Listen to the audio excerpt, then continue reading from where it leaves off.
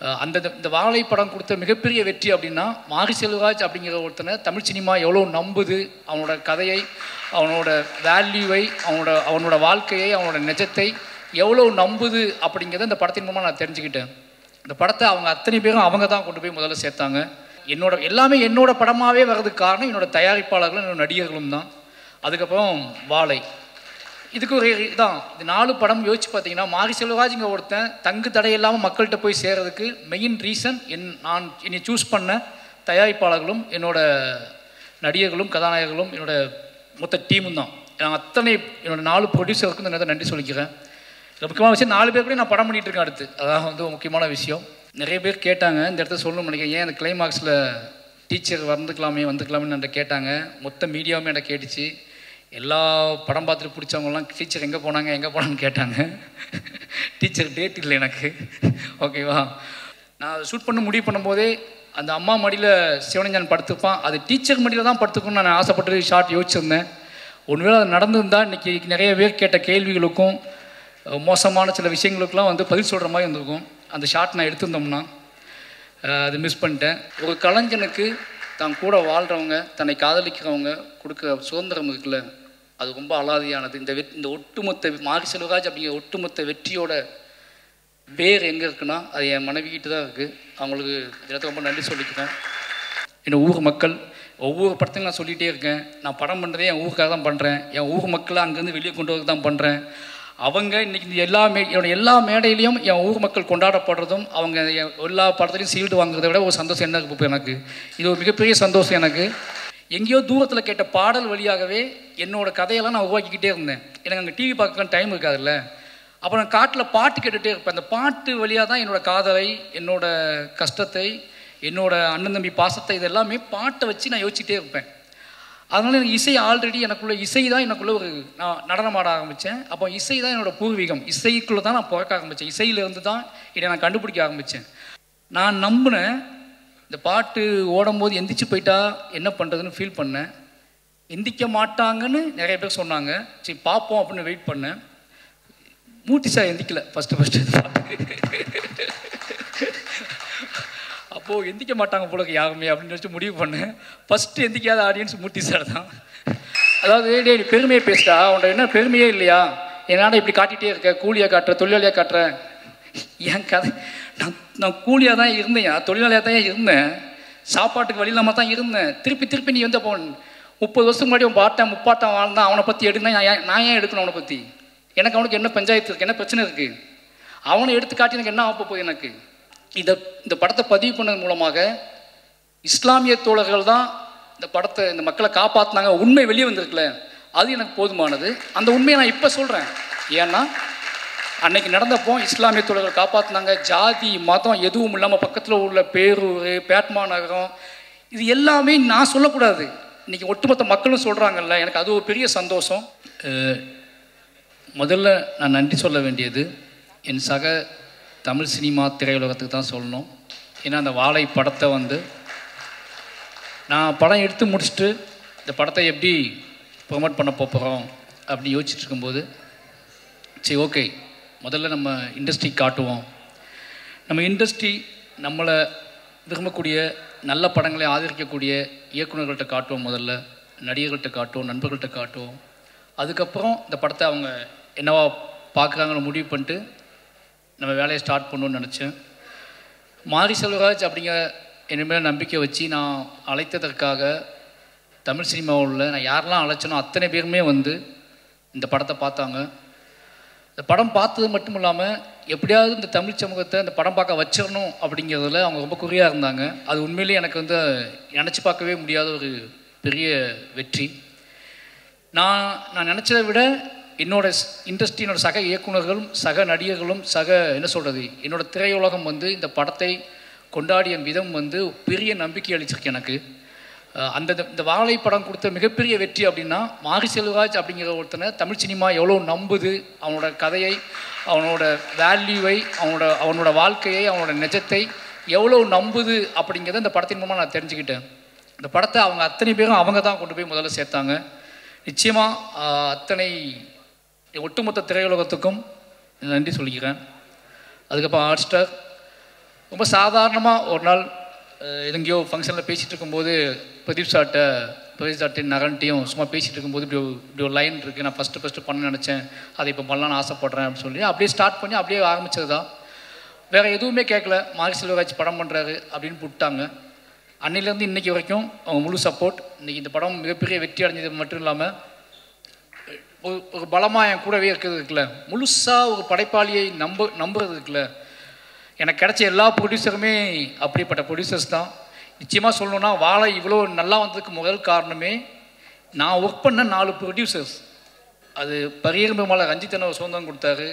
அதுக்கப்புறம் கர்ணனில் தானு சார் மிகப்பெரிய சுதந்திரத்தை கொடுத்தாரு. அதுக்கப்புறம் ரெட் ஜெயிண்ட், மாமன்னனில் எல்லாமே என்னோட படமாகவே வர்றதுக்கு காரணம் என்னோடய தயாரிப்பாளர்களும் என்னோட நடிகர்களும் தான். அதுக்கப்புறம் வாழை, இதுக்கு ஒரு இதான். இது 4 படம் யோசிச்சு பார்த்தீங்கன்னா மாரி செல்வராஜுங்க ஒருத்தன் தங்கு தடையில்லாமல் மக்கள்கிட்ட போய் சேர்றதுக்கு மெயின் ரீசன் நான் என்னை சூஸ் பண்ண தயாரிப்பாளர்களும் என்னோட நடிகர்களும் கதாநாயகர்களும் என்னோட மொத்த டீமும் தான். நான் என்னோட 4 ப்ரொடியூசருக்கும் இந்த நன்றி சொல்லிக்கிறேன். இதில் முக்கியமான விஷயம் 4 பேர் கூட நான் படம் பண்ணிகிட்டு இருக்கேன் அடுத்து. அதான் வந்து முக்கியமான விஷயம். ஏன்னா அவன் நம்புகிறாங்க என்னைய, நிச்சயமாக அந்த நம்பிக்கைக்கு உண்மையாக இருப்பேன்னு நம்புகிறேன். அதுக்கப்புறம் மாஸ்டர் சொல்லி ஆகணும். மறுபடியும் எல்லா இன்டர்வியூலும் சொல்லிட்டே இருக்கா, என்னை ஏன் சூஸ் பண்ணான்னு தெரிலன்ட்டு. எப்படி சொல்கிறது மாஸ்டர்? கரெக்டாக உண்மையாக சொல்லிடலாம் அப்படின்னா, மாஸ்டர் ஆக்ஷன் ஃபைட் பண்ணுவார். என் படத்தில் நான் பெருசாக வேல்யூ கொடுக்க மாட்டேன் ஃபைட்டுக்கு. அந்த ஃபைட்டுக்குள்ளே சீன் வச்சுருப்பேன். அது அவர் ரொம்ப டிஸ்டர்பன் பண்ணும். அவர் ஏதாவது யோசிச்சா நான் அதை சீனாக மாற்றி கன்வெர்ட் பண்ணிவிடுவேன். எல்லா ஃபைட் சீக்வன்ஸையும் நான் சீனாக மாற்றுவேன். எனக்கு எமோஷ்னல் ரொம்ப முக்கியம்னு சொல்லுவேன். அதை வந்து ஒரு மாஸ்டர் புரிஞ்சுக்கிட்டு அதுக்கான ஸ்பேஸை கொடுத்துட்டே இருப்பார். அது இப்படியே போயிட்டே இருந்துச்சு. இப்போலாம் ஃபைட் மாஸ்டர்ஸ் இருக்காங்களேன்னு போயிட்டே இருந்துச்சு. சும்மா அவர் தனியாக இருக்கும்போது என்ன சொல்கிறது, ஜாலியாக இருக்கும்போது குழந்தையாக மாறிடுவார். பயங்கர சமாளிக்கவே முடியாது. இவானை விட மோசமாகிடுவார், என் பையனோட மோசமாகிடுவார். அப்புறம் தான் அந்த ஆள்கிட்ட ஏதோ உண்மை இருக்குது, மாஸ்டர் கிடையாது, ஃபைட் மாஸ்டர் கிடையாது. ஒரு நாள் ஒன்று சொன்னார், நான் படம் எடுப்பேன், என் படத்தை சண்டையே இருக்காது, இது போதும் எனக்கு. ஒரு மாஸ்டர் நான் படம் எடுப்பேன், அதில் சண்டையே இருக்கான்னு சொல்கிறாருல, அப்போ அந்த ஆளை நம்பலாம் அப்படின்னு முடிவு பண்ணிக்கிட்டேன். நம்மளுக்கு அப்புறம் தான் நான் வாழை காமிச்சேன். வாழை படம் பார்த்துட்டு அவர் அடுத்த செகண்டே வந்து ஒரு 1 hour எதுவுமே பேசலை, அப்படியே அமைதியாக இருந்தார். நான் வாங்கிக்கிறேன் அப்படின்னு, நானும் கூட சேர்ந்து பண்ணுறேன் அப்படின்னாரு. சரின்னு சொல்லிட்டு அன்றைக்கி ஸ்டார்ட் பண்ண நம்பிக்கை தான் இன்றைக்கி வரைக்கும். என்ன பண்ணுறீங்கன்னு எதுவுமே கேட்கல, ஆன் தி வேல போயிட்டே 2 பேத்துக்குள்ள அண்டர்ஸ்டாண்டிங் ட்ராவல் ஆகுது. நிச்சயமாக ஒரு நல்ல படம் மட்டும்தான் நமக்கு நிறைய நம்பிக்கைகளை, நிறைய நண்பர்களை ஏற்படுத்தி கொடுக்குது அப்படிங்கிற ஒரு பெரிய சந்தோஷம். இந்த வாழை வந்து இது வரைக்கும் நல்ல மாஸ்டராக எனக்கு இருந்த மாஸ்டர், ஒரு நல்ல நண்பனா, ஒரு நல்ல அண்ணனா தம்பியான்னு தெரியும்.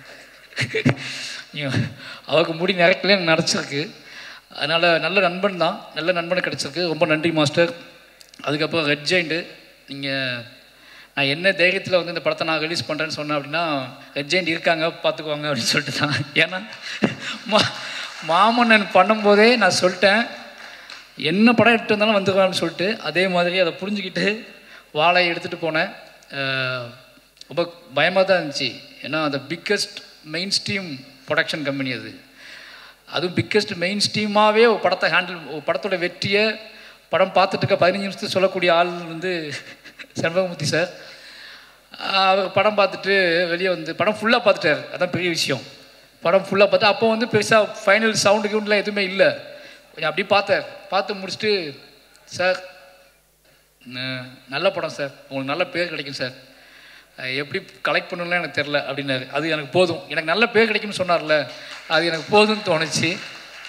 அதுக்கப்புறம் கொஞ்ச நாள் கழித்து சொன்னார், சார் நீங்களே ரிலீஸ் பண்ணிவிடுங்க சார், பயப்படாதீங்க, நீங்களே பண்ணிவிடுங்க, உங்கள் ப்ரொடக்ஷன்லேயே பண்ணிவிடுங்க, நான் டிஸ்ட்ரிபியூட் பண்ணி தந்துடுறேன்.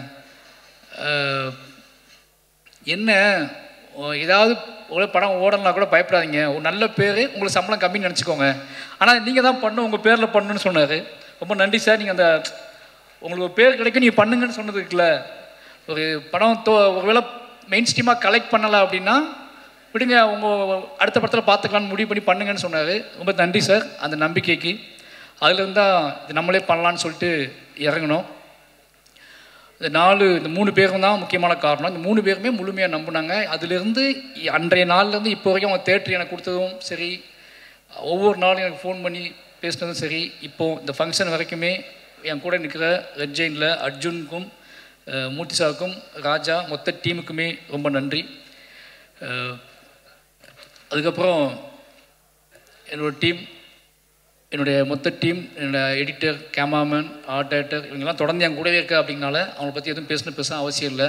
ஏன்னா என்னோடய ப்ராடக்ட், என்னோடய படத்தோட வெற்றியும் என் படத்தோட முழுமையும் தான் அவங்களோட பேர் சொல்லும். நான் ஒரு படத்துக்கு ஒருத்தரை பற்றி சொல்கிறத விட இந்த படத்துக்குள்ள நான் எவ்வளோ முழுமைக்காக நான் ஆசைப்பட்றேன், அதை எப்படி முழுமையான படமாக ஆடியன்ஸுக்கு கொடுக்க நான் வெறி பிடிச்சி அலையிறேன் அப்படிங்கிறத வச்சு என் கூட சேர்ந்து ட்ராவல் பண்ணுறேன். என்னோடய டீமுக்கு, என்னோடய உதவி இயக்குநர்கள், என்னோடய டெக்னீஷியன் டீம் எல்லாத்துக்குமே நன்றி. ரொம்ப முக்கியமாக என்னோடய நடிகர்கள் சொல்லணும். இந்த படத்தில் என்னோடய டீமோட நடிகர்கள் ரொம்ப முக்கியம். இந்த படத்தில் அத்தனை உழைப்பை போட்டிருக்காங்க.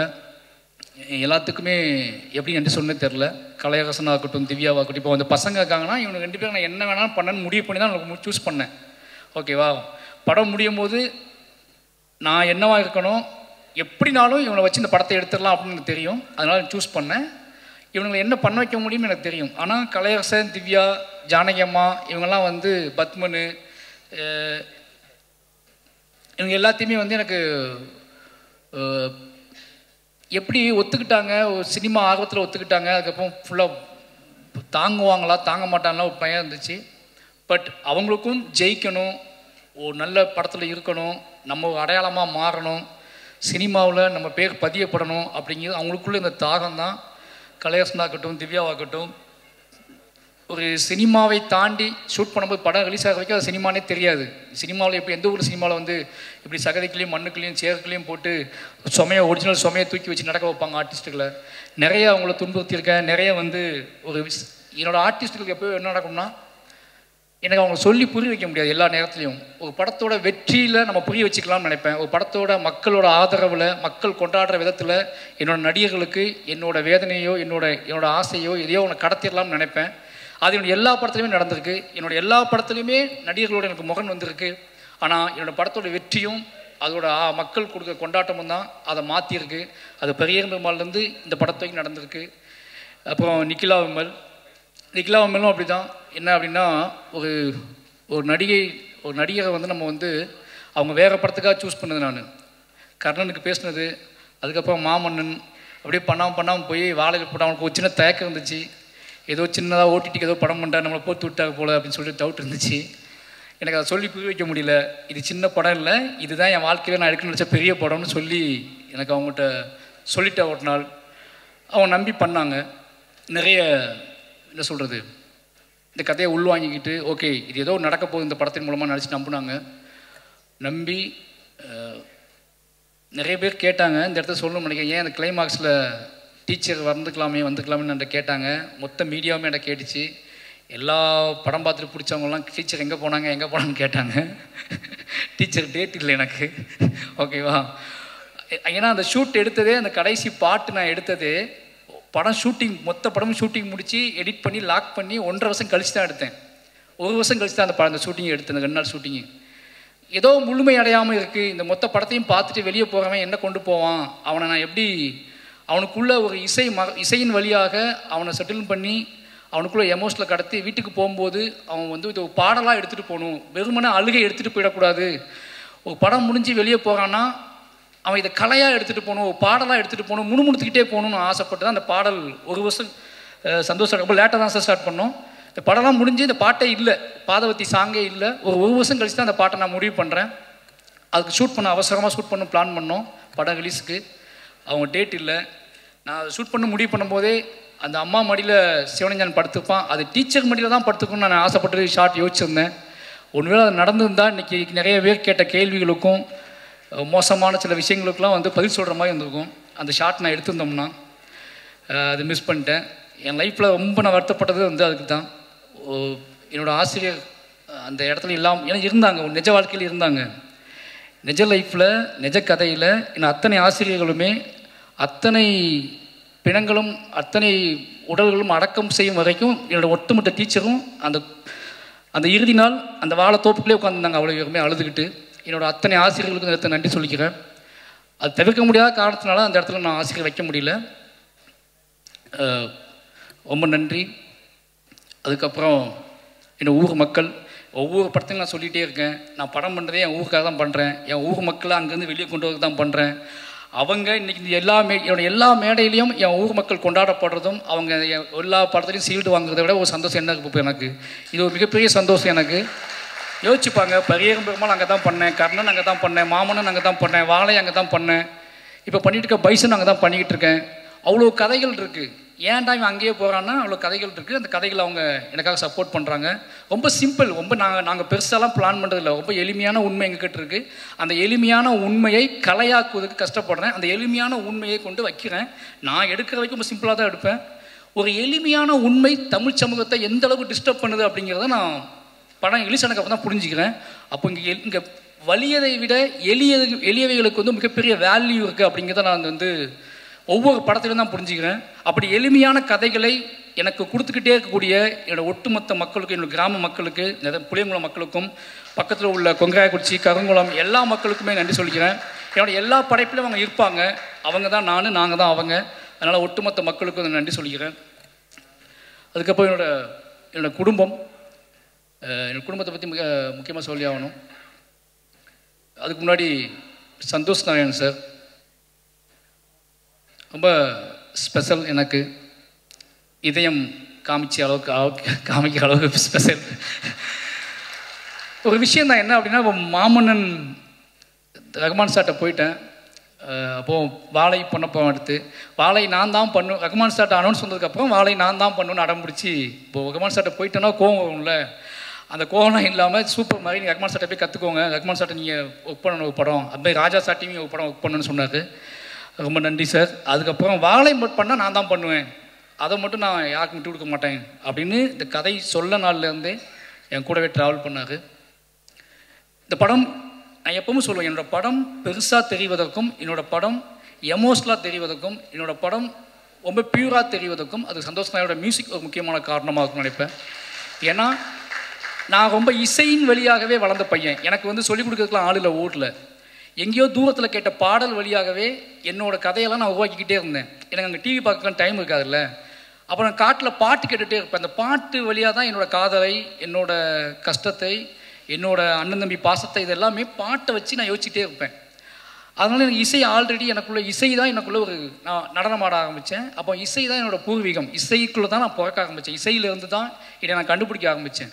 அப்போது நல்ல மியூசிக் டைரக்டரோட ஒரு நல்ல வேல்யூ கிடச்சா பயங்கரமாக இருக்கும். எனக்குள்ளே இருக்கிற என்னோடய விஷுவல்ஸை, என்னோடய ஷார்ட்டை நான் எடுப்பதற்கும் நம்பி எடுப்பதற்கு வந்து சந்தோஷ் சார் மியூசிக் முக்கியமான காரணம். ஏன்னா நீங்கள் யோசிக்கங்களேன், நான் எல்லா படத்துக்குமே பாட்டு எடுத்துகிட்டு தான் மொத்த படத்தையும் எடுத்துகிட்டு தான் அவர்கிட்ட போகிறேன். நான் என்னோடய ஒட்டுமொத்த படத்தையும் எடுத்து முடிச்சு தான் அவர்கிட்ட போவேன். அவர் நம்பிக்கை தான், அது கரெக்டாக மேட்ச் ஆகி வந்துடும். யோசிப்பாங்களேன், ஒரு வருஷம் கழிச்சு பாதவத்தி பாட்டு பண்ணுறோம் 2 பேரும் சேர்ந்து, அந்த பாட்டு வேணும்னு 2 பேரும் முடிவு பண்ணுறோம். அந்த பாட்டை டக்குன்னு யோசித்தோடனே இந்த பீட்டில், இந்த எமோஷ்னலில் இதை வெளியே போகிற ஒருத்தன் சும்மா பேசணும். நாங்கள் அன்றைக்கி பேசினது தான் இது. சார் அழுது படம் விழுந்துட்டா எல்லாம் அழுதுகிட்டு இருப்பாங்க, என்ன பண்ணலாம் இவங்களை, எப்படி இவங்களை வெளியே படம் முடிஞ்சிடுச்சின்னு எப்படி சொல்கிறது அப்படின்னு கேட்கும்போது ஒரு பாட்டு இசை கேட்குறாங்க. இசை முடிஞ்சால் படம் முடிஞ்சிட்டு அவங்க நம்புவாங்க. அப்போ நம்ம இசையை கிரியேட் பண்ணுவோன்னு சொல்லி தான் பாடல் ரெடி பண்ணோம். நான் நம்பினேன். இந்த பாட்டு ஓடும்போது எந்திரிச்சு போயிட்டா என்ன பண்ணுறதுன்னு ஃபீல் பண்ணேன். எந்திரிக்க மாட்டாங்கன்னு நிறைய பேர் சொன்னாங்க. சரி பார்ப்போம் அப்படின்னு வெயிட் பண்ணேன். மூர்த்தி சார் எந்திக்கல ஃபஸ்ட்டு அப்போது எந்திக்க மாட்டாங்க போல யாருமே அப்படின்னு நினச்சி முடிவு பண்ணேன். ஃபஸ்ட்டு எந்திக்காத ஆடியன்ஸ் மூர்த்தி சார் தான். அவ்வளோ பக்கத்தில் நான் உட்காந்து என் கையை வந்து அவர் மேலே வச்சுருந்தேன், அதனால் எந்திக்கலான்னு தெரில. ஆனால் ஃபஸ்ட்டு நாள் நான் படம் பார்க்க போயிருக்கேன் திருநெல்வேலியில். அப்போ தான் அந்த பயம் எனக்கு இருந்துச்சு. இந்த பாட்டு ஆரம்பிக்கும் போது எந்திரிச்சு போயிட்டாங்கன்னா எனக்கு அதை ஜீர்ணிக்கவே முடியாது, அது முழுமையாக வெற்றி அடைஞ்சால் கூட அதை கொண்டாட முடியாது அப்படின்னு பயத்திலே இருந்தேன். ஏன்னா என் ஊர் எப்படி யோசிப்பாங்க, திருநெல்வேலியில் 700 பேர் உட்காந்துருக்காங்க, கத்தி கத்தி கத்தி கத்தி கத்தி உட்காந்துருக்காங்க, அதுக்கப்புறம் அமைதியாக அழுது உட்காந்துருக்காங்க, அவங்களெலாம் கண்ட்ரோல் பண்ண முடியாது. ஆனால் அந்த 700 பேர் அப்படியே உட்காந்துருந்தாங்க. அன்னைக்கு தான் எனக்கு வந்து அப்போ நான் முடிவு பண்ணேன், இந்த மக்களுக்கு எவ்வளோ பிரச்சனை வந்தாலும் சரி, யார் என்ன சொன்னாலும் சரி, இந்த மக்களுக்கு நம்ம ஆர்ட் ஃபார்மை கொடுத்துக்கிட்டே இருக்கணும். என்னை என்ன சொன்னாலும் சரி, என்னை பற்றி என்ன பேசினாலும் சரி, என்னை பற்றி என்ன புரிதலை கிரியேட் பண்ணாலும் சரி, என்னை பாராட்டவும் முடியாமல் திட்டவும் முடியாமல் தவிச்சாலும் சரி, நான் என்னோடய வேலைங்கிறது என் மக்களுக்கு கலையின் வழியாக யோசிச்சுப்பாங்களேன். என்னோட அம்மா அப்பாவை, என்னோடய அண்ணன் தம்பியை என் ஊர் மக்களோட கண்ணீரை 30 வருஷம் கழித்து கலையாக்குவதற்காக நான் வந்திருக்கேன். அதை கலையாக்குறேன் அப்படின்னா அது எதையும் நினச்சில்ல, எதையாவது என் மக்களுக்கு என்ன சொல்கிறது, இப்படியே வாழ்ந்து இப்படியே செத்து போகிறோம், இப்படியே சண்டை போடுறோம், இப்படியே வாழ்ந்துட்டுருக்கோம்னு இல்லாமல் நம்ம படுற எல்லாத்தையுமே ஒரு படைப்பாகவும் இத்தனை கோடி மக்களுக்கும் கடத்த முடியுங்க நம்பிக்கை கொடுக்கறது இருக்குல்ல, அது ரொம்ப எனக்கு அதுவே போதுமானது எனக்கு. அதனால் எனக்கு ஒட்டுமொத்த நம்பிக்கையும் கொடுக்கறது இந்த மாதிரியான மூமெண்ட்ஸ் தான். ஒரு சாதாரண யாரோ எங்கே இருக்க ஒருத்த வந்து என்னை கைப்பற்றி பேசுறது இருக்குல்ல, அது அதை விட என்னோடய பெருமை. என்கிட்ட வந்து பெருமை இல்லைன்னு சொல்லுவாங்க. என்னோடய பெருமையை காட்டட்டுமா? 2 பேர் தான் என்னோடய பெருமை, புரியுதா? ஒருத்தன் ஆடு மேய்ச்சி, அதாவது டே நீ பெருமையை பேசிட்டா உன்னோட என்ன பெருமையே இல்லையா, என்னால் இப்படி காட்டிகிட்டே இருக்க, கூலியாக காட்டுற, தொழிலாளியாக காட்டுற. என் கதை, நான் கூலியாக தான் இருந்தேன், தொழிலாளியாக தான் இருந்தேன், சாப்பாட்டுக்கு வழி இல்லாமல் தான் இருந்தேன். திருப்பி நீ வந்து அப்போ 30 வருஷத்துக்கு முன்னாடி அவன் பாட்டன் முப்பாட்டம் வாழ்ந்தான், அவனை பற்றி எடுனா நான் ஏன் எடுக்கணும்? அவனை பற்றி எனக்கு அவனுக்கு என்ன பஞ்சாயத்து இருக்குது, என்ன பிரச்சனை இருக்குது? அவனை எடுத்து காட்டி எனக்கு என்ன ஆக போகுது? எனக்கு நான் தான் பெருமை. என்னோடய கண்ணீரும் என்னோட கவலையும் நான் ஆட்பாமல் மாற்றினல, அதுதான் என்னோட பெருமை. எனக்கு அப்புறம் அதே ஊரில் இருந்து 2 பேர்த்த கூட்டி வந்து இந்த மேடையில் நிப்பாட்டியிருக்கேன்ல, இதுதான் என்னோட பெருமை. ஓகேவா? இவன் 2 பேர்த்த உருவாக்குவான், இவன் நிச்சயமாக 2 பேர்த்த உருவாக்குவான். இன்னும் இத்தியான மனிதர்கள் உலகளாவி போய்கிட்டே இருப்பானுங்க.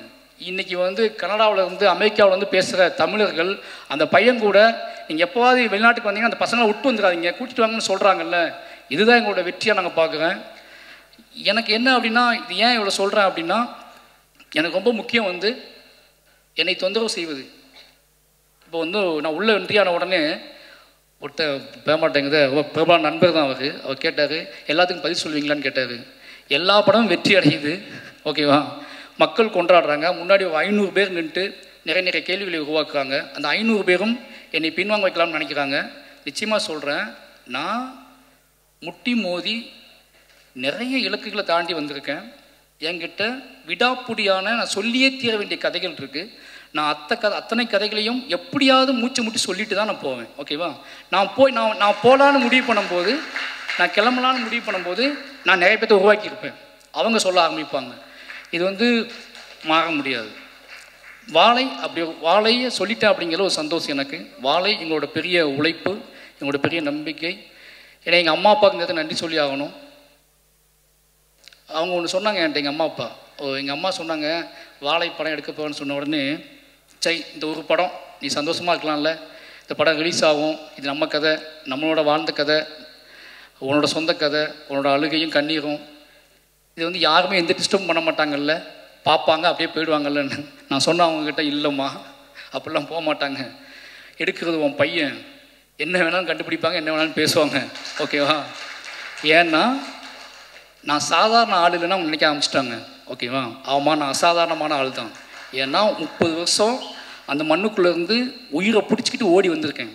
30 வருஷம் அங்கேருந்து ஓடி வந்து அதே வழியை திருப்பி கடத்துவதற்கு, திருப்பி கொண்டு வந்து சேர்ப்பதற்கு நான் அவ்வளோ மெனக்கிடுறேன். அதனால் நான் எல்லா வலிமையும் என் மக்கள்கிட்ட தான் எடுத்துகிட்டு வரேன். இன்றைக்கி நான் மட்டும்தான் நான் உழைக்கலை, என் மக்கள் என்னை நம்பி என் கூடவே நின்று எனக்காக அவங்க படுற கஷ்டம் இருக்குல்ல, உழுனா விழுறாங்க, பாயினா பாயிறாங்க, செமனா செமக்குறாங்க, அழுனா அழுறாங்க, உடனா உடைக்கிறாங்க. இத்தனை வலிமையும் உருவாக்கியிருக்கேன். இது ரொம்ப எமோஷ்னலாக உண்மையால் கட்டப்பட்ட ஒரு கலை. அதை நிச்சயமாக வாழை எனக்கு கொடுத்துருக்கு. வாழை கொடுத்துற பெரிய நம்பிக்கை வந்து அதுதான். ரொம்ப ரொம்ப யோசிக்கவே முடியல. இப்போ பிரதீப் சார் சொன்னார்ல, நாங்கள் நினச்ச வெற்றியை விட இது பெரிய வெற்றின்னு. இப்போ மற்றவங்க பேசிட்டு போனாங்க, அவங்களால அந்த வெற்றியை கரெக்டாக சொல்ல முடியல. எனக்கு வீட்டுக்குள்ளே அடைச்சி வச்சு வெற்றின்னு சொல்ல நம்புவீங்களா? இந்த மற்ற படத்துக்கு மாமன்னனுக்கு நான் இப்போ மாமன்னன் ரிலீஸ் வெற்றி ஆகும்போது, கர்ணன் வெற்றி ஆகும்போதுலாம் நான் ப்ரொடியூசர்ஸை பார்ப்பேன், ஜாலியாக பேசுவேன், அவங்க கூட சுற்றிக்கிட்டே இருந்தேன். ஆனால் வாழை இவ்வளோ போய் வெற்றி ஆனோடனே நான் வீட்டுக்குள்ளேயே தான் உட்காந்துருந்தேன், எங்கேயுமே போகல, யார் கூடயும் பெருசாக பார்க்கல, சும்மா அங்கங்கே வெளியே போயிட்டு வந்துட்டு வீட்டுக்குள்ளே தான் உட்காந்துட்டு இருந்தேன். ஏன்னு கேட்டால் இந்த வெற்றியை என்னால் ஹேண்டில் பண்ணவே முடியல, அவ்வளோ நடுக்கமாக இருந்துச்சு எனக்கு. ஏன்னா வந்த பதில்கள்லாம் அப்படி வந்துச்சு. இந்த படம் பார்த்துட்டு என்னை பேசினவங்க, இந்த படம் பார்த்துட்டு என்னை அழைச்சவங்க, இந்த படம் பார்த்துட்டு என்னை பார்க்கணுன்னு துடித்தவங்க, இந்த படம் பார்த்துட்டு என்னை தேடி பிடிச்சி என் வீட்டு கதவை தட்டினவங்க, என் கைகளை பற்றி கொண்டவங்க, இவ்வளோ மனிதர்கள், இத்தனை மனிதர்கள் இருக்காங்க, இத்தனை கோடி மனிதர்கள் இருக்காங்க, இவ்வளோ பேர் ஒரு நிஜத்தை இப்படி எடுத்துக்கிறாங்க அப்படிங்கிற ஒரு நம்பிக்கை இருக்குல்ல, இது ஒரு மிகப்பெரிய நம்பிக்கையை கொடுத்துருக்கு. ஒட்டுமொத்த தமிழ் சமூகத்துக்கும் இந்த வாழை டீமுக்கு நன்றி சொல்லிக்கிறேன். ஏன்னா இது எனக்கான மட்டும் நம்பிக்கை இல்லை, எனக்கு பின்னாடி நிறைய அசிஸ்டன்டேட்டர்ஸ் இருக்காங்க. குட்டி குட்டியாக தன்னோட கதையை வச்சுக்கிட்டு சினிமா பார்த்து சினிமா பண்ணாமல் தன்னோட கதையை, தன்னோட எமோஷனில் தனக்கும் தன்னோட அம்மாவுக்கும் நமக்கும் உள்ள உறவை, தன்னோட அப்பாவுக்கும் நமக்கும் உள்ள உறவை, நான் வாழ்ந்த சமூகத்துக்கும் நமக்குள்ள உறவையே கதை பண்ணலாம் அப்படிங்கிற நம்பிக்கையை இப்போ இவர் சொன்னார்ல திங்மிஸ் சந்தோஷ், என்கிட்டையும் ஏன் வாழை கதை கேளுங்க அப்படின்னு டைரக்டர்ஸ் சொல்கிறாங்க. என்கிட்டையும் வாழை இருக்குங்க, என்கிட்டையும் வாழை இருக்குது அப்படிங்கிறது வாழை இல்லை, எங்கிட்டையும் இத்தனை பியூராக உண்மையாக ஒரு கதை இருக்குது அப்படிங்கிறது அதோட மீனிங். அப்படி எல்லாரும் பேச ஆரம்பிச்சிருக்காங்க அப்படிங்கிறது ஒரு மிகப்பெரிய சந்தோஷம். ரொம்ப முக்கியமான சொல்ல வேண்டிய விஷயம் ஒன்று தான், எதை சொல்கிறேன். நான் வாழை சம்மந்தமான மற்ற கேள்விகள் நான் பதில் சொல்ல விரும்பலை. ஆனால் ஒரு விஷயம் சொல்ல விரும்புகிறேன் இந்த நேரத்தில். என்ன அப்படின்னா, நிறைய பேர் வாழை சம்மந்தமாக இல்லை நாங்கள் எங்களை காட்டலை, எங்களை மிஸ் பண்ணிட்டா இயக்குனர் அப்படின்னு சொன்னாங்க. அப்படிலாம் ஒன்றும் இல்லைங்க. இந்த படம் எனக்கும் அந்த நாளுக்குமான கதை. சின்ன வயசில் எனக்கும் அந்த டே, பர்டிகுலர் டே, எனக்கும் எங்கள் அம்மாவுக்குமான கதையாக தான் அந்த படத்தை நான் சூஸ் பண்ணேன். எனக்கு அங்கே நடந்த சம்பவம் தெரியாது, நாங்கள் ஓடலை, நாங்கள் குதிக்கலை. ஆனால் இந்த படத்தை பதிவு பண்ணது மூலமாக இஸ்லாமிய தோழர்கள் தான் இந்த மக்களை காப்பாற்றினாங்க. உண்மை வெளியே வந்திருக்குல்ல, அது எனக்கு போதுமானது. அந்த உண்மையை நான் இப்போ சொல்கிறேன். ஏன்னா அன்னைக்கு நடந்தப்போ இஸ்லாமிய தோழர்கள் காப்பாற்றினாங்க. ஜாதி மதம் எதுவும் இல்லாமல் பக்கத்தில் உள்ள பேரூர், பேட்மா நகரம், இது எல்லாமே நான் சொல்லக்கூடாது, இன்றைக்கி ஒட்டுமொத்த மக்களும் சொல்கிறாங்கல்ல. எனக்கு அது ஒரு பெரிய சந்தோஷம். ஏன்னா அந்த கதை என்னோடய முடிஞ்சு போயிடுச்சு. அது இன்னொரு கதை, காப்பாற்றியவர்களும் தப்பித்தவர்களும் சொல்லக்கூடிய கதை நம்ம இனியால் கேட்கவே முடியாது, உங்களால் கேட்கவே முடியாது. இதையே உங்களால் தாங்கிக்க முடியல. என்னோட எமோஷனில் மட்டுமே நான் ஒரு கதையாக படம் பண்ணியிருக்கேன். எனக்கும் எங்கள் அம்மாவுக்குமான உறவை மட்டும் நான் படம் பண்ணியிருக்கேன். அதையே உங்களால் தாங்க முடியாமல் அவ்வளோ வெடிச்சிட்டிங்க நீங்கள் எல்லாருமே. அந்த சம்பவம் நடக்கும்போது காப்பாற்றினவங்களும் தப்பித்தவர்களும் உசுறு துடிச்சிக்கிட்டு இருந்தவங்களும் அதை நான் கதையாக பண்ணேன் அப்படின்னா அது வேறு. அப்படியே அந்த நாளில் 30 வருஷம் கழித்து ஒரு மேடை போட்டு அன்றைக்கி நன்றி சொன்னாங்களா என்னன்னு தெரியாது. 30 வருஷம் கழிச்சு இந்த மேடையில் என் ஊர் மக்களை வச்சுக்கிட்டே சொல்கிறேன், அன்றைக்கு எங்கள் மக்களை காப்பாற்றிய அத்தனை நண்பர்களுக்கும் நன்றி, அத்தனை இஸ்லாமிய நண்பர்களுக்கும் நன்றி, ஜாதி மதம் இல்லாமல் அத்தனை தமிழ் சமூக மக்களுக்கும் நன்றி. அந்த நன்றியையும் அதை சொல்வதற்காகத்தான் நாங்கள் கிளம்பி வந்தோம். அதை ஒரு படம் பண்ணியிருக்கேன். அந்த படத்தின் வழியாக இந்த படத்தோட வெற்றி தான் உங்களுக்கான நன்றி. இதை நான் பகிரங்கமாகவே சொல்கிறேன். அன்னைக்கு தப்பிச்சவங்களும் இந்த படத்தில் நடிச்சிருக்காங்க, அவங்க மூலமாகவும் உங்களுக்கு இந்த நன்றி சொல்லிக்கிறேன். கடைசியாக என்னோட மனைவி திவ்யா, ஒவ்வொரு கதை பண்ணும்போதும் இந்த படம் ரிலீஸ் ஆகும்போதும் இது என்ன மாதிரியான டிபேட் உருவாக்கும், யாரெல்லாம் என்னென்னலாம் பேசுவாங்க அப்படின்னு ஒரு பயம் அவங்களுக்கு இருந்துகிட்டே இருக்கும். அது என்னோட தனிமையெல்லாம் அவங்களுக்கு பயம் கொடுக்கும். என்ன யோசிக்கிறான், என்ன பண்ணுறான், இது எப்படி ஹேண்டில் பண்ண போகிறான் அப்படின்னு சொல்லி. நான் சொல்லுவேன், நான் மக்களை நம்புகிறேன். மக்கள் ஒரு பெரும்பான்மையான மக்கள் சத்தத்தில் இந்த குட்டி குட்டியான விஷயங்கள்லாம் மறைஞ்சு போயிடும், நீ வெயிட் பண்ணுன்னு சொல்லுவேன். அப்படி ஒவ்வொரு படத்துலையும் நடக்கும். அதுக்கப்புறம் அவங்க புரிஞ்சுக்குவாங்க. இன்றைக்கி வரைக்கும் நான் எந்த கதை சூஸ் பண்ணாலும், எந்த மாதிரியான என்னோடய ஒர்க் ஸ்டைலை மாற்றிக்கிட்டாலும், நான் வீட்டுக்கு போனாலும் சரி, போகலனாலும் சரி, ராத்திரி பேர்களாக உழைச்சாலும் சரி, அதை புரிஞ்சுக்கிற ஒரு மனைவி கிடைக்கிறது பெரிய விஷயம். அப்படி இந்த படத்தோட ப்ரொடியூசராக அவங்க ஆகி என்ன சொல்கிறது, என்னையை ஃப்ரீயாக பேச விடுன்னு என்னை மேடையில் ஃப்ரீயாக பேச அனுமதின்னு சொன்னால் நான் இப்போ தான் பேசுவேன்னு சொன்னேன். வந்து நன்றின்னு சொல்லிட்டு போயிட்டாங்க. நிறைய பேசுவேன்னு நினச்சேன், உன்னைய பேசலை. ஏன்னா அவங்க அவ்வளோ இந்த வெற்றியில், என்னோடய வெற்றியில் அவங்களுக்கு முக்கியமான ஒரு பங்கு இருக்குது. ஏன்னா அது சாதாரண விஷயம் இல்லை. என்னால் அது எப்படி சொல்கிறேன்னு தெரியல எனக்கு. ஒரு கலைஞனுக்கு தான் கூட வாழ்கிறவங்க, தன்னை காதலிக்கிறவங்க கொடுக்குற சுதந்திரம் இருக்குல்ல, அது ரொம்ப அலாதியானது. இந்த ஒட்டுமொத்த மாரி செல்வராஜ் அப்படிங்கிற ஒட்டுமொத்த வெற்றியோட பேர் எங்கே இருக்குன்னா அது என் மனைவிக்கிட்ட தான் இருக்குது. அவங்களுக்கு இடத்துல ரொம்ப நன்றி சொல்லிக்கிறேன். அதுக்கப்புறம் என்னோடய குடும்பம், முக்கியமாக என்னோடய மனைவியோட அம்மா மங்கேக்கரசி, அவங்க டீச்சர். அதுக்கப்புறம் தங்கச்சி சொர்ணா. ஏன் சொல்கிறேன் அப்படின்னா, நாங்கள் 4 பேர் ஒரே வீட்டில் தான் வாழ்கிறோம். ஒருத்தனை புரிஞ்சிக்கிறது இருக்குல்ல, ஒரு படைப்பாளனை பக்கத்துலேருந்து பார்த்து புரிஞ்சிக்கிறது இருக்குல்ல, அது ரொம்ப முக்கியமான விஷயம். நான் இவ்வளோ கட்டற்று என் வேலையை பார்ப்பதற்கு அவங்க முக்கியமான காரணமாக்குவாங்க. அவங்களுக்கு நன்றி சொல்லிக்கிறேன். ஏன்னா அவங்க சொல்லுவாங்க, திவ்யா மாரியை டிஸ்டர்ப் பண்ணாத, மாரியை வேலை பார்க்குறான், அவனை டிஸ்டர்ப் பண்ணாதன்னு சொல்லுவாங்க. அந்த ஒட்டுமொத்த குடும்பமே என் மேலே வச்சுக்க நம்பிக்கையும். ஏன்னா எங்கள் ஒரு யாருன்னு தெரியாத ஒரு பையன் காதலிச்சு கல்யாணம் பண்ணி உள்ளே வரான். அந்த காதலை நிரூபிப்பதற்காக நான் வேலை செய்ய ஆரம்பிக்கிறேன். அந்த காதல் வந்து ஒரு மகத்தான இடத்தை அடைவது அப்படிங்கிறது இந்த மேடையில் தான் அடையுது. ஏன்னா ஒரு காதலை நிரூபிப்புங்க சாதாரண விஷயம் கிடையாது. நீங்கள் வாழ்நாள் ஃபுல்லாக நிரூபிச்சுட்டே இருக்கணும். நம்ம தமிழ் சமூகத்தில் ஒரு பெண்ணின் மீதான காதலை நிரூபிப்பது வந்து ரொம்ப சாதாரண விஷயம் கிடையாது. ஒரு என்ன சொல்கிறது, அவ்வளோ கஷ்டமான விஷயம். அப்படி என் காதலை நிரூபிப்பதற்காகவே தொடர்ந்து என்னை இயங்க விடுற என்னோடய ஒட்டுமொத்த குடும்பத்துக்கும் ரொம்ப நன்றி. இப்போ எங்கள் அண்ணன், என் ஃபேமிலி எல்லாத்துக்குமே நன்றி. ஏன்னா நான் ரொம்ப நேரம் பேசுறதுக்கான காரணம் என்ன அப்படின்னு ரொம்ப நேரம் பேசக்கூடாதுன்னு நினச்சி தான் வந்தேன். ஆனால் ஒவ்வொருத்தர் முகமாக வர வர வர வர ஒரு நான் லீனியரில் எனக்கு போய்கிட்டே இருக்குது. திடீர்னு ஒருத்தர் முகம் கிராஸ் ஆகுது, திடீர்னு ஒருத்தர் வராது, ஒரு கேள்வி வருது, ஒரு ட்விட்டரில் ஒரு ஃபேஸ் வருது, அப்போ என் ஃபேமிலி தெரியுறாங்க, என் குழந்தை தெரியுது. பட் எல்லாத்துக்குமே நன்றி. ரொம்ப முக்கியமான விஷயம் என்னென்னா, மாரி செல்வராஜ் அப்படிங்கிற ஒருத்தனை முழுமையாக நம்பலாம் அப்படிங்கிற இடத்துக்கு தமிழ் சமூகம் வந்திருக்குல்ல, இதுதான் என்னோட பெரிய வெற்றியாக நான் பார்க்குறேன். ஏன்னா ஒருவேளை இந்த படத்துலேயும் நிறைய பிரச்சனைகள் இருக்குது அப்படின்னு சொல்லக்கூடியவங்க நான் சொல்கிறேன், எஸ் எனக்கு அவங்க வேணும். ஏன்னா அவங்களையும் கைப்பற்றுறது தான் என்னோடய நோக்கம். அவங்களையும் கைப்பற்றுறதுக்கான படங்களை எடுக்க ட்ரை பண்ணுவேன். ஏன்னா இங்கே கலையால் சாத்தியம் இல்லாத எதுவுமே கிடையாது. இன்றைக்கி இல்லைனாலும் என்னைக்காவது அத்தனை மக்களையும் நான் வென்றே தீர்வேன் அப்படிங்கிற நம்பிக்கை எனக்கு இருக்குது. ஏன்னா அவ்வளோ வேலைகள் இருக்குது, அவ்வளோ படங்கள் இருக்குது. நிச்சயமாக நான் என் மீதான பார்வை மாறும், என்னை பற்றி யோசிக்கிறதுக்கு கொஞ்சம், என்னை பற்றி பேசுகிறதுக்கு முன்னாடி ஒரு யோசனை வரும். மாரி செல்வராஜுங்க அவன் யாருன்னு தெரிஞ்சுக்கிறதுக்காக எடுக்கப்பட்ட படம் தான் வாழை. இதுலேயும் அவங்களுக்கு குழப்பம் இருக்குன்னா திருப்பி நான் எடுப்பேன். திருப்பி எடுத்து எடுத்து எடுத்து எடுத்து நிரூபிக்க ட்ரை பண்ணிகிட்டே இருப்பேன். வாழை 2 வரதுக்கும் வாய்ப்பு இருக்குது. வாய்ப்புங்களா சார்? பதிவு சார் தூங்கிட்டார் நினைக்கிறேன். ஏன்னா அதான் சொல்ல வேண்டிய கதை நிறைய இருக்குது. நிச்சயமாக வாழை 2 வரும். வாழை நான் வந்து அது சிவனஞ்சன் வச்சே எடுப்பேன், பொன்வேல் வச்சே எடுப்பேன். ஏன்னு கேட்டிங்கன்னா இதுக்கு பின்னாடி ஒரு கதை இருக்குல்ல, அது உங்களை இன்னும் பயங்கரமாக என்னை புரிஞ்சுக்கிறதுக்கு வழிவகுக்கும். ரொம்ப நன்றி. மறுபடியும் சொல்கிறேன், என்னோடய மீடியா நண்பர்களுக்கு ரொம்ப நன்றி சொல்லி ஆகணும். ஏன்னா தொடர்ந்து அவங்க ஏதோ வகையில் எனக்கு தெரியும் இன்றைக்கி மீடியாங்கிறது, பத்திரிகைங்க அப்படிங்கிறது எவ்வளோ பெரிய பயத்தை ஏற்படுத்தியிருக்கு ஒவ்வொரு நடிகருக்கும், ஒவ்வொரு கலைஞர்களுக்கும். ஒவ்வொரு பேசும்போது, மேடையில் பேசும்போது உங்களுக்கு விஷயம் தெரியுமா, முன்னாடிலாம் சென்சார் மண்டையில் ஓடிக்கிட்டே இருக்குது. நம்ம என்ன வார்த்தை யூஸ் பண்ணுறோம், நம்ம தப்பாக எதுவும் பேசக்கூடாது. இப்போ நான் பேசின எந்த வார்த்தையை இத்தனை கேமராவும் டைட்டிலாக போட போகிறாங்க அப்படிங்கிற விஷயம் வரைக்கும் மண்டையில் ஓடுது. ஓகேங்களா? நான் ஒன்று சொல்கிறேன், அதுதான் அந்த பயம் ரொம்ப முக்கியமானது தான். நம்மளை ஒட்டுமொத்த மக்கள்கிட்ட கொண்டு போய் சேர்த்துக்குவாங்க.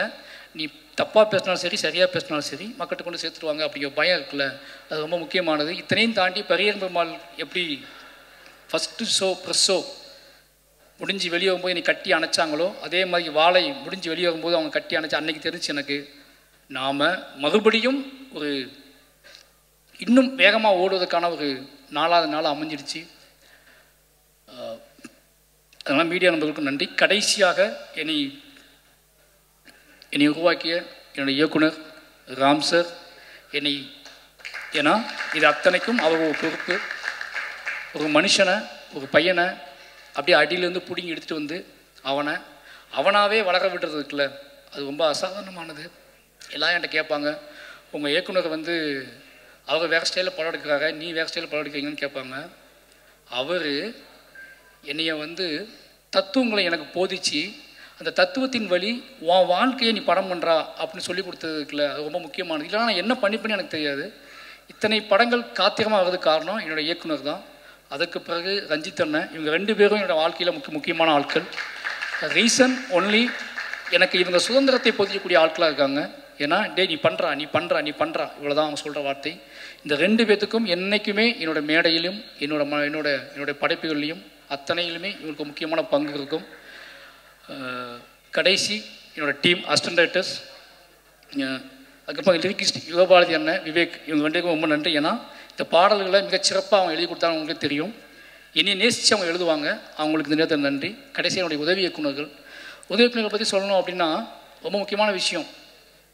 நிறைய பேர் வருவாங்க போவாங்க போயிட்டே இருப்பாங்க. நான் ஒன்றே தான் சொல்லுவேன். ஏன்னா நான் ரொம்ப பிரச்சனை என்ன தெரியுமா, நான் எங்கள் டைரக்டர்கிட்ட ரொம்ப எமோஷ்னலாக வளர்ந்த ஒரு பையன். இதுக்கப்புறம் அசிஸ்டன்ட் டைரக்டர்ஸ்க்கு அந்த எமோஷனல் வருமானம் எனக்கு தெரியாது. ஆனால் நான் எங்கள் டைரக்டரோட 15 வருஷம் அது ஒரு தாய்மகன் உறவுலேயே இருந்தது. நிறைய சண்டை போட்டுக்குவோம். ஆனால் எனக்கு அவர் தான் அப்படிங்கிற நம்பிக்கை எனக்கு இருந்துச்சு, அவருக்கு இவன் தான் அப்படிங்கிற நம்பிக்கை அவருக்கு இருந்துச்சு. ஆனால் சண்டை போட்டுகிட்டே இருப்போம், பேசுவோம், பேசாமல் இருப்போம். ஆனால் என்னோடய அடையாளம் அவர் தான் அப்படிங்கிறத நான் உறுதியாக நம்பினேன். அதுக்கு உண்மையாக அந்த அப்படியே வளர்ந்த பையன் அப்படிங்கனால என்னோடய உதவிக்கிட்ட கொஞ்சம் நான் அதிகமாக எதிர்பார்ப்பேன். அந்த உழைப்பை அவங்களும் போடுவாங்க. அப்படி என்னோடய தொடர்ந்து எல்லா படத்துலையும் போட்டுட்ருக்காங்க. நிச்சயமாக அவங்களையும் ஒரு முக்கியமான இடத்துக்கு நான் கூட்டிகிட்டு போவேன் அப்படின்னு நம்புகிறேன். இந்த நேரத்தில் என்னோட யாராவது விட்டுருந்தா மன்னிச்சுக்கோங்க. உங்களோட அத்தனை பேர் உழைப்புக்கும் நன்றி, நண்பர்களுக்கும் நன்றி. எல்லாருமே வாழை ஆரம்பித்த நாள்லேருந்து வாழை ஜெயிச்சே ஆகணும்னு நம்பினாங்க. வாழை முக்கியமான படமாக்கும் நம்பினாங்க. அத்தனை மாரி செல்வராஜ் மீது அத்தனை நம்பிக்கை வைத்த அத்தனை நம்பி என்னோடய நடிகர்களுக்கு மறுபடியும் நன்றி சொல்கிறேன். முக்கியமாக ஜானகி அம்மா நான் சொல்லி ஆகணும். கெட்ட ஞாபகம் வந்துருச்சு எனக்கு, சாரிம்மா. என்னென்னா ஒரு முக்கியமான விஷயம், ஜானகி அம்மா அந்த படத்தில் முதல்ல நடிக்கலை. 10 நாள் 5 நாள் ஷூட் பண்ணிவிட்டு அம்மா கேரக்டர் வச்சு வேற ஒரு நடிகர் நடித்தாங்க. எனக்கு என்ன பண்ணே தெரில. எங்கள் அம்மா கண்ணுக்கே வரல. என்னடா நடக்குது இப்படி ஷூட்டிங் ஸ்பாட் நடந்ததே கிடையாது. எனக்கு பைத்தியம் பிடிச்ச மாதிரி ஆகிட்டேன். நான் 4 நாள் ஃபுட்டேஜ் எடுத்தாச்சு. ஓன் ப்ரொடக்ஷன் வேறு. என்னடா மற்ற ப்ரொடக்ஷன்லாம் ஒழுங்காக வேலை பார்த்தோம், சொந்தமாக படம் எடுக்கிறோம், முட்டாள்தனமாக ஏதோ வேலை பார்த்துட்டோமா, என்ன நடக்குது? ஃபுட்டேஜ் 4 நாள் எடுத்துட்டேன். அப்போ இதுக்கப்புறம் யாரையும் கூப்பிட்டு காய் சமைப்பீங்களா, இது பண்ணுவீங்களா, அது பண்ணுவீங்களான்னு கேட்டு ஒரு நடிகரை கூப்பிட்டு கொண்டு வர முடியாது. கண்மூடித்தனமாக நம்பி ஜானகி அம்மா கூப்பிட்றா அப்படி கூப்பிட்ட நடிகை தான் அவங்க. ஏன்னா எனக்கு பெரியம்மாள் கர்னல்லாம் அவங்க தெரியும். ஜானகி அம்மா கூப்பிட்றா பார்த்துக்கலாண்டா அப்படின்னு சொல்லி அவங்களும் வந்தாங்க. ஸ்பாட்டில் தான் வர்றாங்க. ஸ்பாட் 4 நாள் எடுத்தாச்சு. அவங்கள்ட்ட சொல்கிறேன், அம்மா இது மற்ற படத்தோட கொஞ்சம் கஷ்டமாக இருக்கும், நீங்கள் ஓகேவா? Okay sir, okay sir. ஏன்னா அவங்களுக்கு என்னை பிடிக்கும். எனக்கு நிறைய முத்தம் கொடுத்த ஒரு நடிகை, என்னை நிறைய கையை பிடிச்சிட்டு அழுத ஒரு நடிகை. இவங்கள மாதிரியான அன்பில் தான் நான் பயங்கர ஸ்ட்ராங்காக மாறுவேன். அதனால் அவங்க நம்பினாங்க. நம்பி அதுலேருந்து ஸ்டார்ட் பண்ணோம். நிச்சயமாக சொல்கிற ரொம்ப கஷ்டப்படுத்தியிருக்கேன். ஏன்னா வாழைத்தார் சமைக்கணும், தண்ணிக்குள்ளே சகதிக்குள்ள, இதெல்லாம் தாண்டி அவங்களுக்கு தோணியிருக்கும்ல, சும்மா காய் சமைக்கிறோம் சண்டை போடுறோம், காய் சமைக்கிறோம் சண்டை போடுறோம், நிறைய தார் சமைக்கிறோம், நமக்கு இந்த படத்தில் அப்படி ஏதாவது கிடைக்குமா அப்படி யோசிக்கும்போது இந்த கிளைமாக்ஸ் போர்ஷன் அவங்கள்ட்ட சொன்னேன், அம்மா இதுதான் நீங்கள் தான் இந்த படம், இனிமேல் இந்த படத்தை உங்கள் கையில் கொடுக்குறேன் அப்படின்னு சொல்லி. நிச்சயமாக அவங்க என்ன சொல்கிறது, எங்கள் அம்மா அழும்போது நான் ஓடிட்டேன்ல நிஜ வாழ்க்கையில். இப்போ நான் எப்படி அழுவாங்கன்னு பார்க்கணும். உட்காந்து ஷார்ட்டில் கேமரா வச்சு பார்த்துட்ருக்கேன். அப்போ நான் எவ்வளோ சொல்ல முடியுமோ சொல்லிட்டேன். என்னென்னமோ சினிமா ஒரு டைரக்டராக ஒரு ஆர்டிஸ்ட்டுக்கு என்ன கடத்த முடியுமோ அதை நான் கடத்திட்டேன். பட் என்ன ஆனாலும் அவங்களுக்குள்ளே ஒன்று வெடிச்சாதான் அது நடக்கும். ஒரு இயக்குனரால் என்ன பண்ண முடியும், ஒரு இயக்குனரால் இப்படி பண்ண முடியும், அப்படி பண்ண முடியும், உளுந்து புரண்டு என்ன பண்ணாலும் ஒரு வெடி அவங்களுக்குள்ள வெடிக்கலைன்னா அது நடக்காது. என்னன்னாலும் பிளாஸ்டிக்காக தான் இருக்கும். அப்போ அந்த வெடியை வெடிக்க வைக்கிறதுக்காக நான் அவங்க கூட பேசிக்கிட்டே இருந்தேன், முரண்பட்டேன். அவங்க கூட நான் காத்தியமாக வச்சுக்கிறேன். ஏன்னா எனக்கும் எங்கள் அம்மாவுக்கும் ஒரு சண்டை நடக்குது. எனக்கும் எங்கள் அம்மாவுக்குமான முரண். எங்கள் அம்மாவை தவறாகவே புரிந்து கொண்ட ஒரு நாள். எங்கள் அம்மாவை இத்த மாதிரி ஒரு தாய் கிடையாது உலகத்தில், இவங்களுக்கு பிள்ளையாக பிறந்துட்டோமே நினச்ச ஒரு நாள் அது. அதனால் அந்த காத்திரமான சிந்தனையை வச்சுக்கிட்டு தான் இவங்க ஹேண்டில் பண்ண அன்றைக்கி ஃபுல்லாகவே. அதை அவங்கள ஹர்ட் பண்ணிருக்கும்போது பயம் இருந்துச்சு. ஏன்னா ஆர்டிஸ்ட்னா ஒரு டைரக்டர் இவ்வளோ இதாக ரூடாக ஹேண்டில் பண்ணுறேன்னு நினச்சக்கூடாதுல்ல. ஆனால் அன்றைய நாள் அப்படி நடந்துக்கிட்டேன் அந்த வெடிக்க வைக்கிறதுக்காக. அது வெடிச்சிச்சு. அவங்க எப்படி சொல்கிறது, இந்த ஒரு நாள் மட்டும்தான் எங்கள் அம்மாவோட அழுகை நான் பார்த்தல என் வாழ்க்கையில். அந்த நாள் எங்கள் அம்மா எப்படி அழுதுருப்பாங்க அப்படிங்கிறத என்னை பார்க்க வச்சு வெக்கி தலைகுனியே வச்சாங்க. நான் தலையை குனிஞ்சிக்கிட்டேன். ஏன்னா நான் பார்த்ததே இல்லை எங்கள் அம்மா. அன்றைய நாள் எங்கள் அம்மா எப்படி அழுதாங்க நான் பார்த்ததே இல்லை. பட் அதை அன்றைக்கி சீன் நடித்து முடித்த உடனே நான் மானிட்டரில் தலை குனிஞ்சு தான் உட்காந்துட்டு இருந்தேன். ஏன்னு கேட்டால் எங்கள் அம்மா நினச்சி பார்க்கும்போது இதுக்கு மேலே அவங்க அழுதுருப்பாங்கல்ல அப்படின்னு நினைக்கும்போது இல்லை,